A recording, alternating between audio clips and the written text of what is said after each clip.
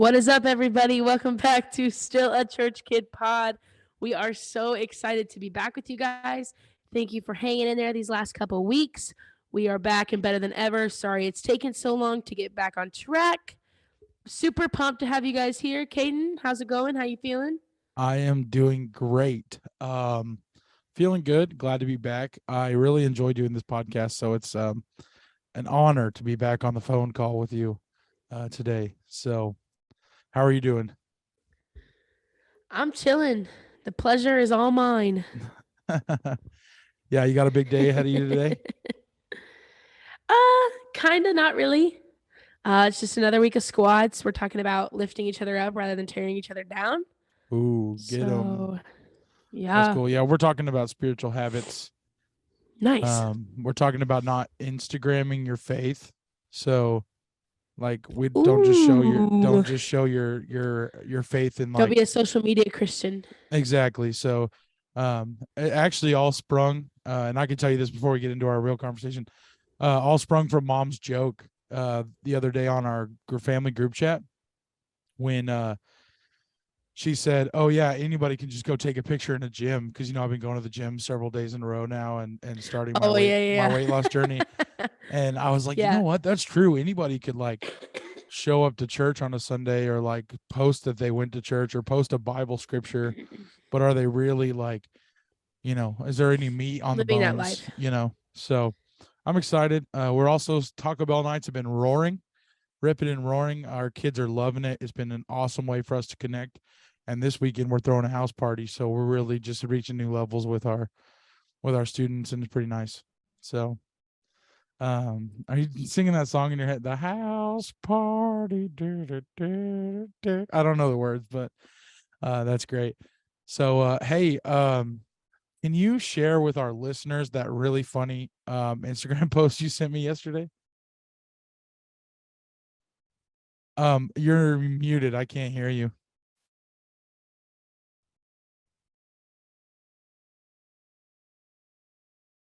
Were you actually singing a second ago? I thought you were just being quiet for the video. Try unplugging it and plug it back in again.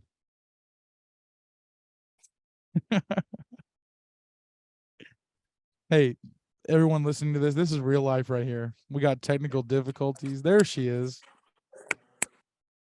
Come back to us. My mic wasn't even plugged in. Oh, are you plugged in now? Make sure you're not press the mute button. Well, you're silent, so Hello. you were muted. No, I wasn't. Well, just now you were silent. It's okay. So, back to what I was saying. This this is real life, people. Will you show me that? Will you tell our listeners about that Instagram post you sent me yesterday? You don't have to remind people that we're real people.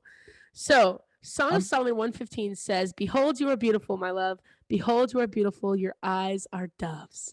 Okay. Yeah. Oh, Song of Solomon. Gen Z translation, it's "Let me raise you up, baby girl." Me riz you up. That's hilarious. Let me riz you up. And then there's another one. First Uh-huh. Corinthians 13, 4 through 6 says, "Love is patient and kind. Love does not envy or boast. It is not arrogant or rude. It does not insist on its own way. It is not irritable or resentful. It does not rejoice at wrongdoing, but rejoices with the truth." Gen Z, love plays the long game. It ain't jelly. It ain't always flexing or a major L. It ain't trying to force it. It ain't tripping or holding any grudges. It doesn't think being an op is the move, but turns up with keeping it 100.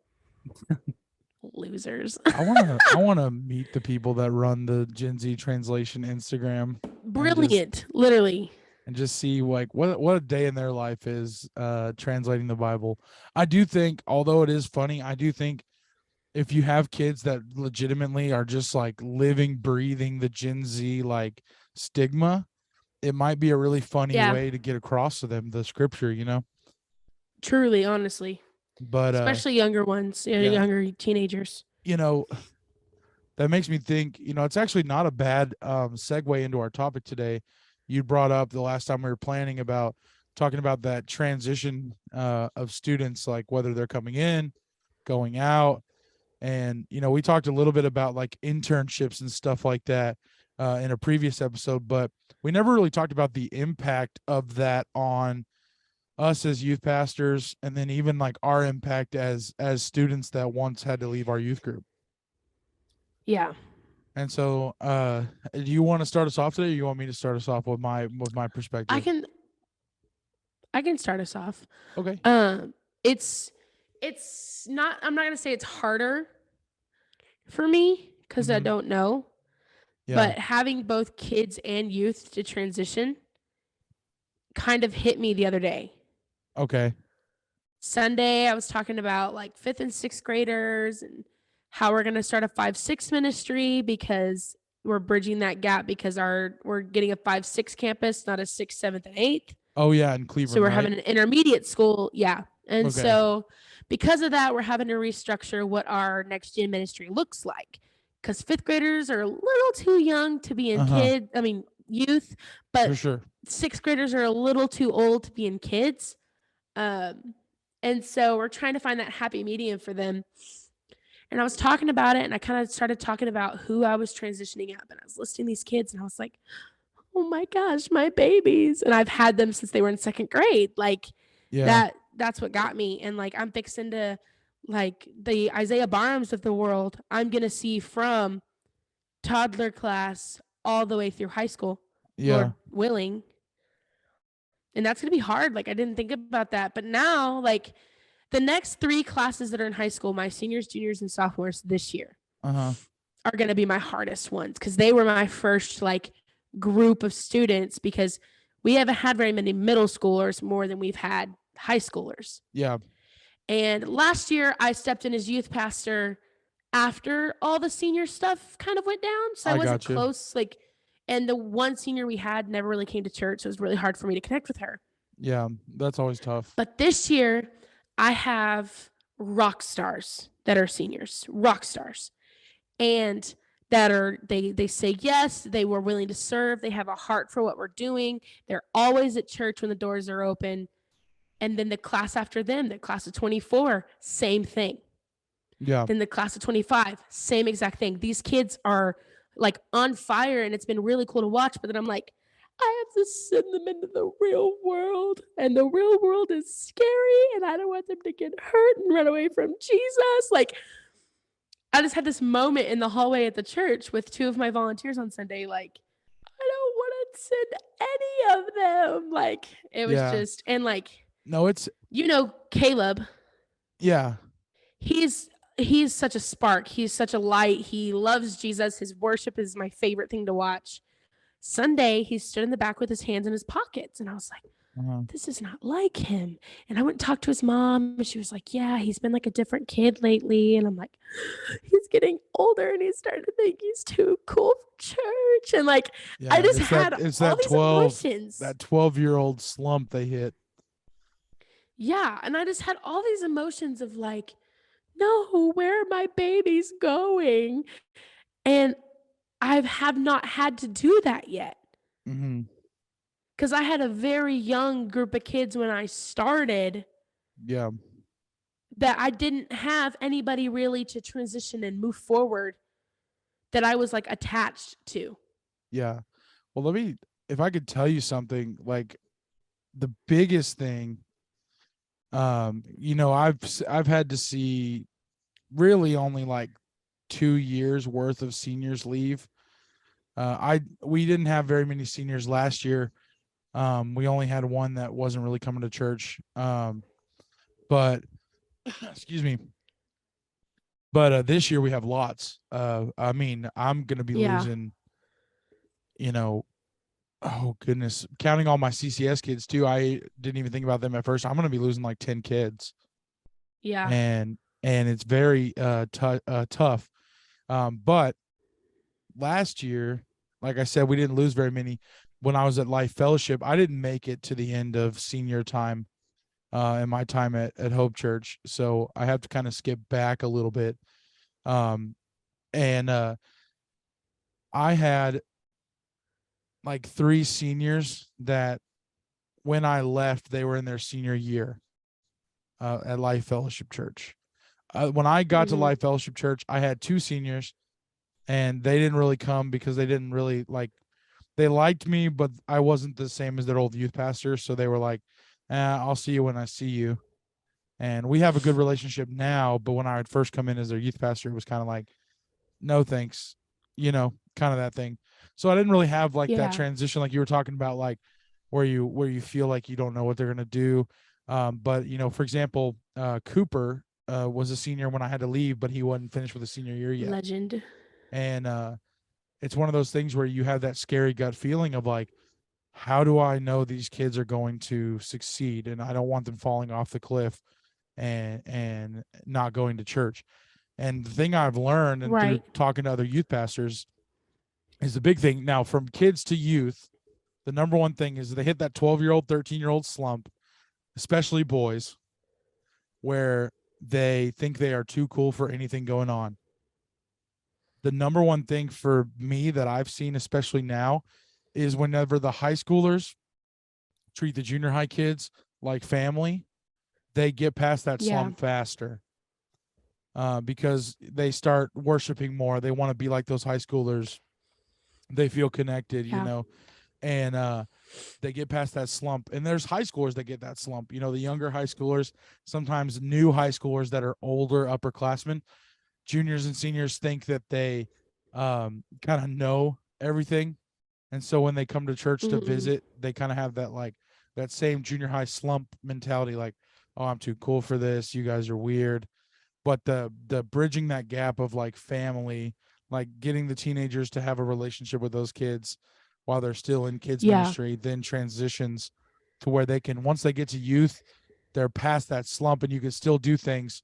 And at the same time, you have to remind them that like, once they get to youth, they're all excited, but then they start asking like, what about this game? Or what about this? And you're like, oh, we don't do that anymore because that's like for the kids church. Yeah. And then they have to get over that a little bit too. But on the senior side, the number one success I've seen for any youth group and youth ministry has been the young adults, like bridging the gap. Even if you don't have a young adults ministry, I think one thing that's really a leg to stand on is when you have a relationship outside of just like, oh, you are a number on my list, so I can say we had a lot of kids on Wednesday. Right. Your kids that stay throughout their time as young adults, or at least stay in the faith, are the ones that you're investing in now, even more than just, hey, I love you on Wednesday kind of thing.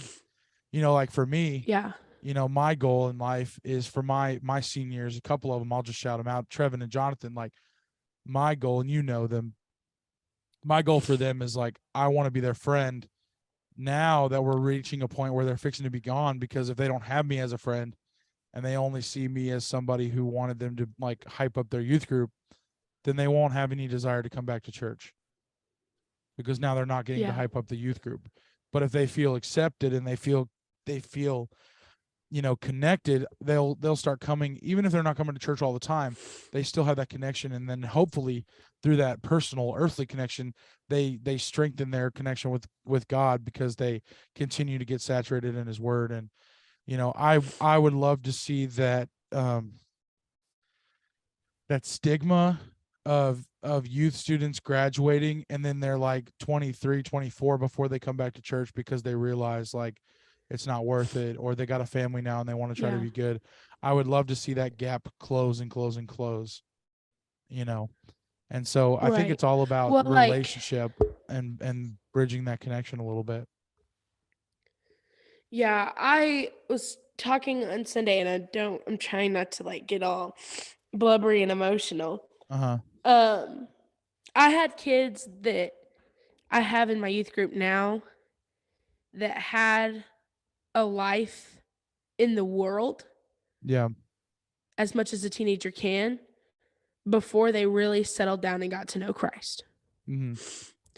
And one of them was here in middle school, and he was awesome. He was funny. He was a good guy, brought a good energy. But Jesus was not his thing. Yeah. He was what they call a punk. Okay. Yeah. And he left, and I was kind of like, you Of the know what? riffraff variety. This is a Yes. joke. Yeah. And so I was kind of like, you know what? I'm not going to fight it, whatever. And I was kind of like, I kind of brushed it off because I was like, you know what? It's not me. Right. Yeah. But that was before I was youth pastor. When he stepped away, that was before I was even a part. That same student came back when we started squads, and he came up to me and he said, Zoe, yeah, what's up? Called him by name. And he said, I lost him and my peace was disrupted.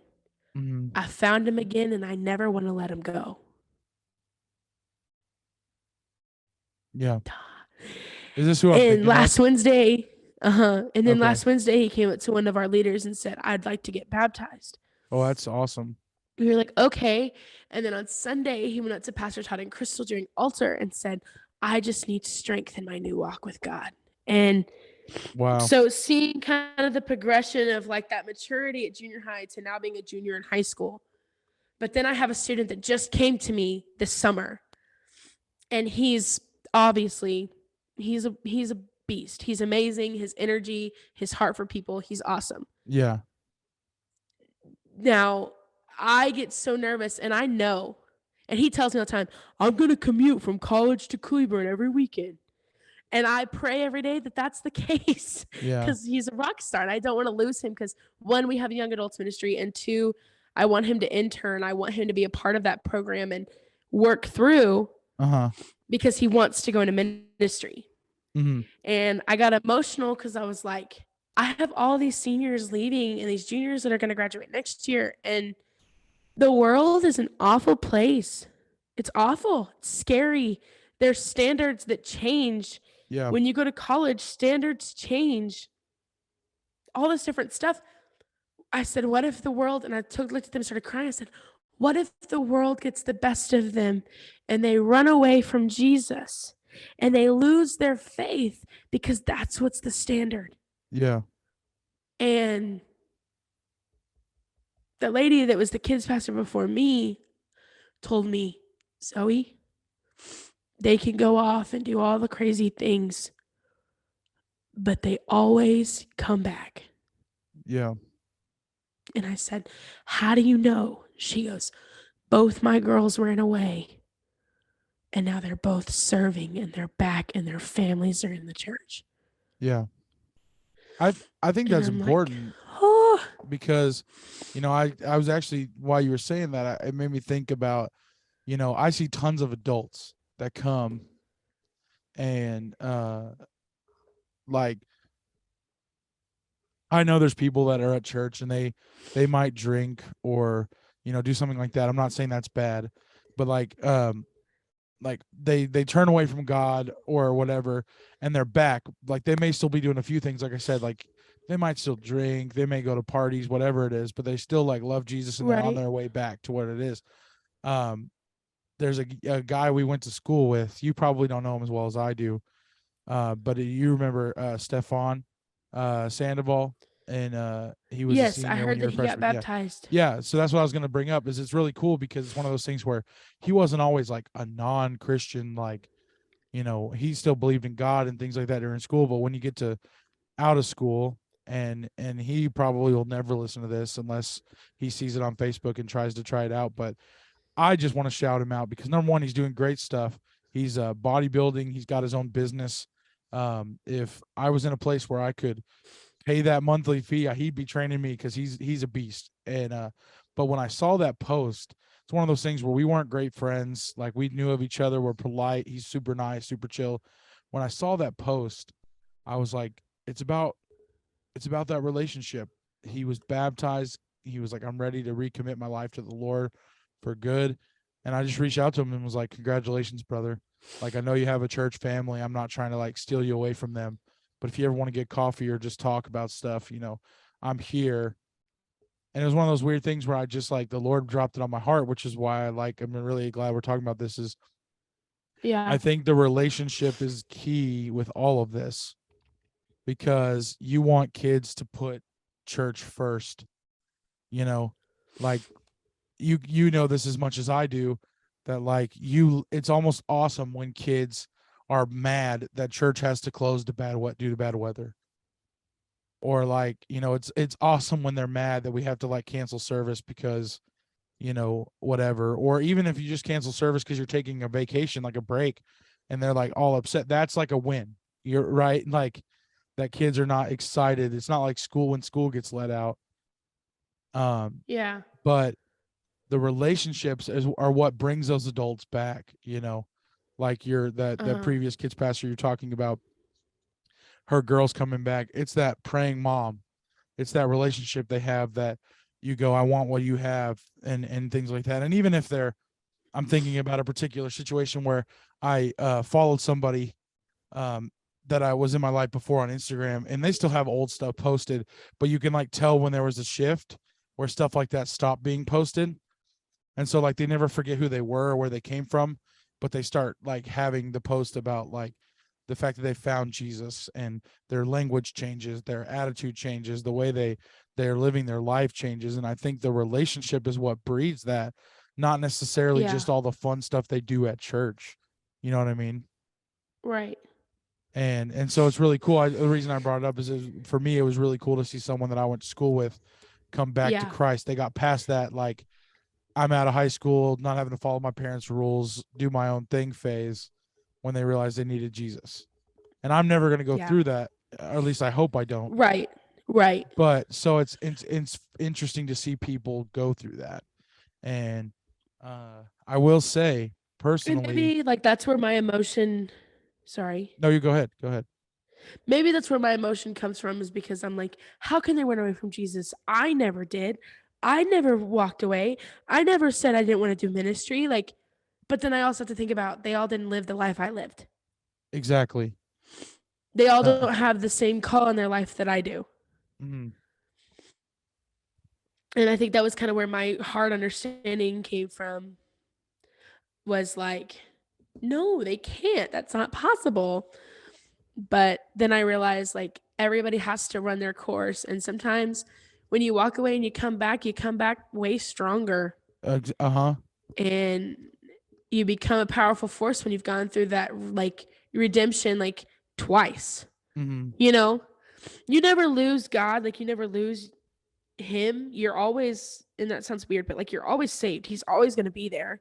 Yeah, Jesus doesn't ignore you, you ignore him. Yeah, Like you lose your faith. He doesn't lose faith in you. it's like And that like, that's that video where you like turn around and Jesus is right there, we're holding his arms out, that everyone talks about. Like you can run as far as you want to go, but as soon as you turn around, like Jesus is right there. every time I talk to my students, I'm like, guys, his hand is ready to grab a hold of you. You just have to be willing to reach up. Mhm. You have to be willing to step into that with him and Yeah. trust him. And that, to me, for them, that's like, when you fall, how do you want to get up? Do you want to lift yourself up, or do you want somebody to come up to you and offer their hand to pick you up off the ground? Yeah. Like, oh, offer to pick up, because if I fell, I'd probably hurt. Yeah, you're going to fall a lot in life. Are you trying to get up on your own, or are you trying Yeah. to let God lift you up and bring you out of it?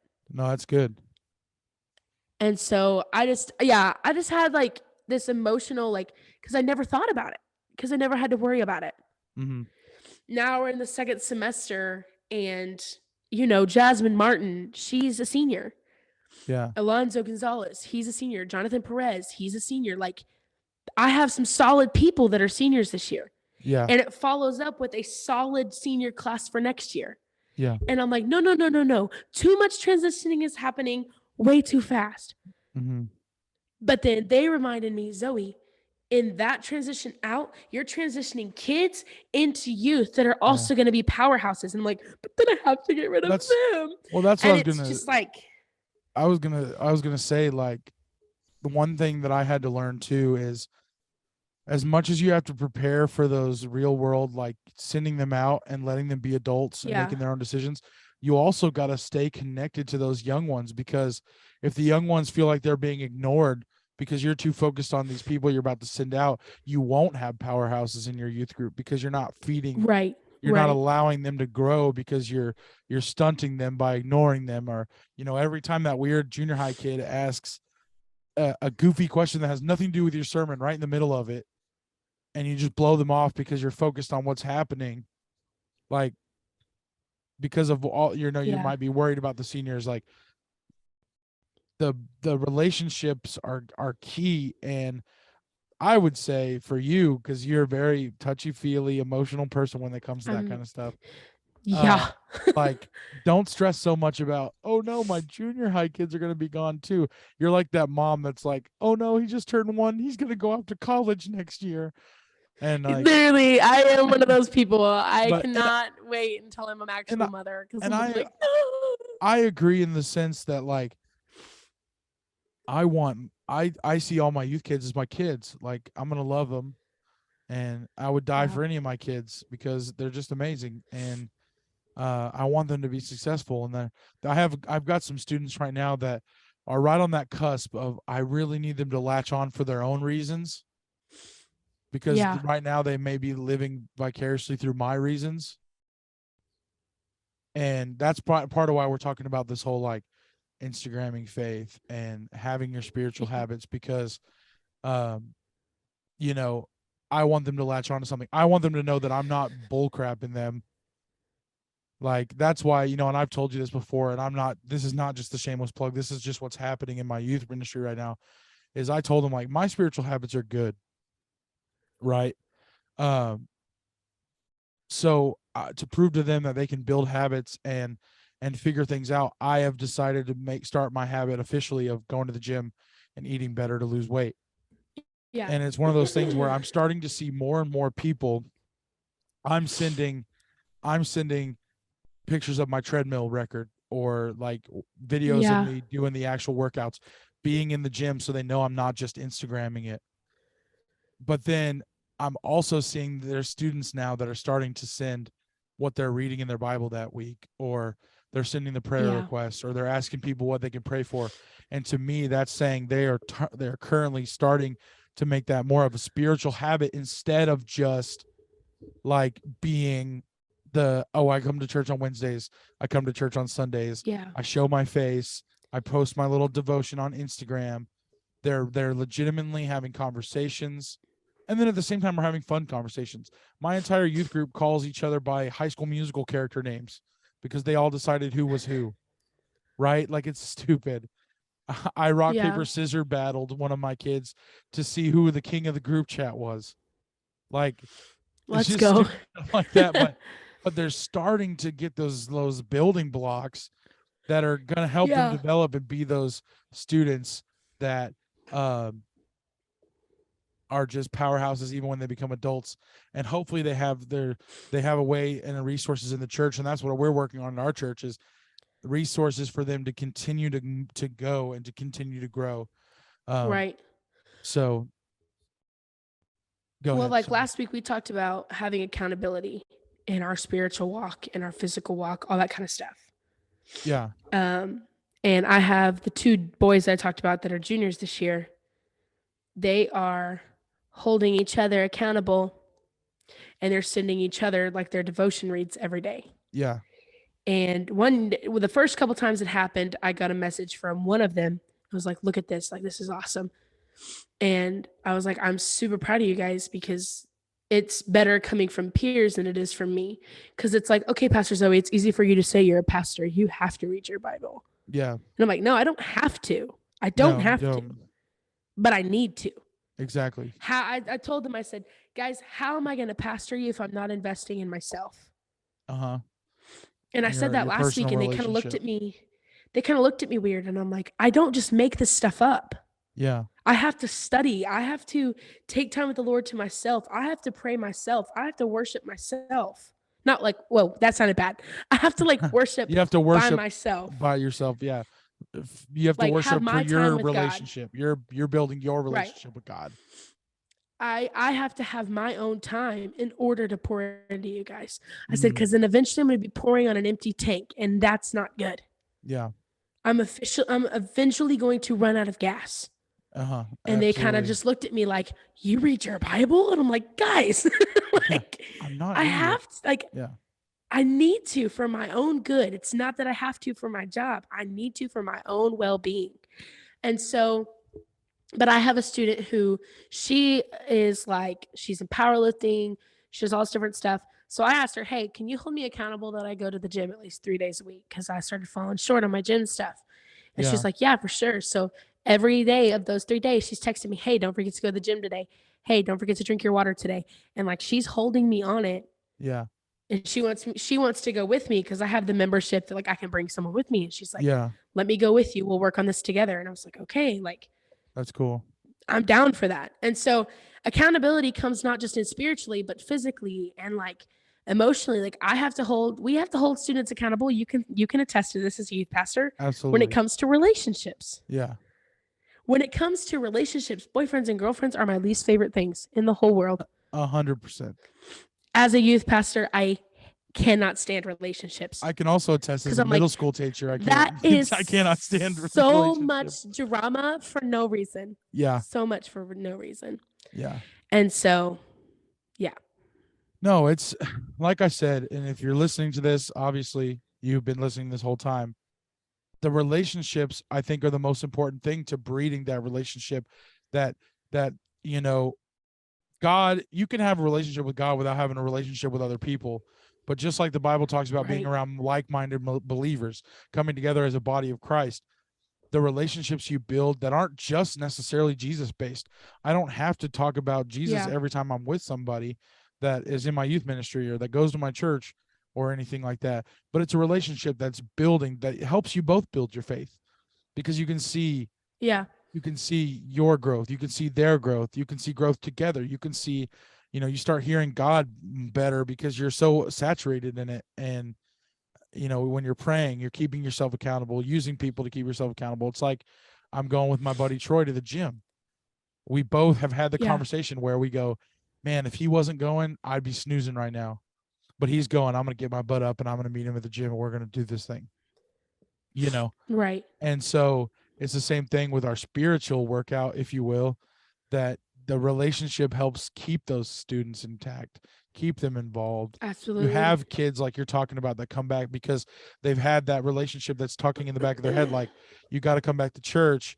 Your peace has been disrupted, and they're like, what is that? Oh wait, Pastor Zoe told me about that. Oh wait, Caden told me about that.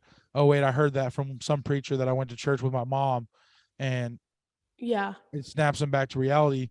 And if they didn't have a relationship with you, they wouldn't be coming back, asking you for help, asking you for things like that. So the relationship is that key to building it. And I think the students will also build relationship with other students.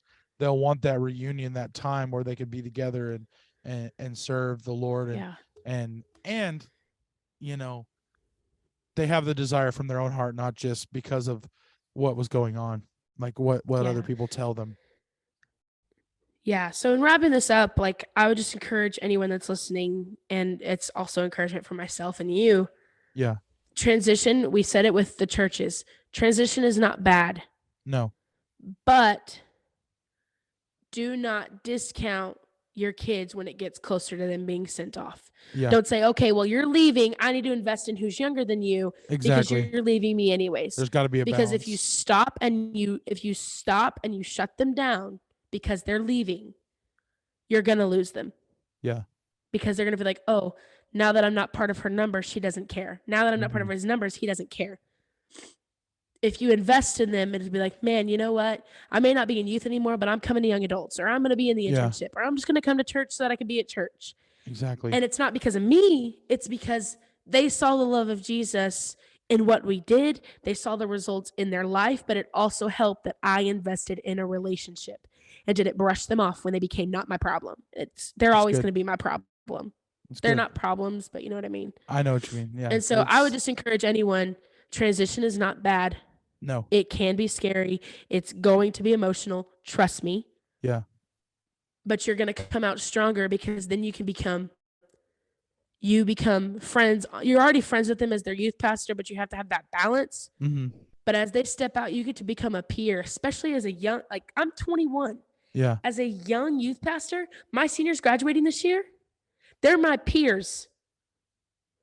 They're going to be my peers when they're graduated. We're going to be in the same life. We're going to be living the same thing. We're all young adults. Yeah. And so, got to do it. Anyways, so just invest, take time, connect, don't shy away because you're scared. It's okay to have emotions. It's good. And that's what I have you with. So, well, hey, Anyways, That's good stuff. Thank you guys so much for listening to this episode this week. Don't forget to follow us on Instagram, Facebook, or TikTok at Still a Church Kid Pod. And also follow us, or I guess you subscribe on YouTube at Still a Church Kid Pod. yeah. If you're watching this was our first YouTube video. If you're just listening, you can go check us out if you want to see the boring faces and the boring conversation and Zoe's really cool glasses right now. You can go check us out on YouTube. Thanks. Listen to it again. We love you guys so much and have a great day. Catch you guys on the flip side.